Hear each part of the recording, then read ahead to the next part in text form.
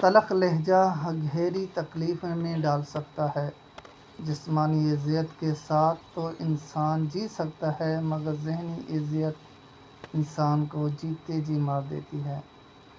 جسم پر جب چوٹ لگتی ہے تو ایک بار لگتی ہے اور ایک دورانیے کے بعد اس کی تکلیف ختم ہو جاتی ہے، مگر جو چوٹ ہمارے ذہن، سوچ، خیالات اور نفسیات پر لگتی ہے، اس کا دورانیہ بہت طویل ہوتا ہے، کیونکہ اس کیفیت میں انسان کے ذہن پر گہرے نقش پڑتے ہیں، جیسے کسی نے پتھر کو تراش تراش کر اس میں رنگ بھرے ہوں اور پھر بعد میں علم ہو کہ در حقیقت رنگ کی جگہ زہر بھر گیا تھا جو نس نس میں بہنے لگا ہے۔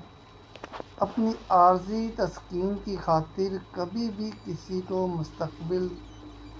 مستقل تکلیف میں مت ڈالا کریں۔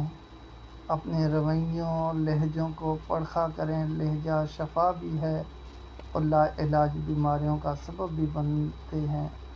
اپنے لہجے کو تلخ مت بنائیں۔ آپ کا لہجہ کسی کو گہری تکلیف میں ڈال سکتا ہے۔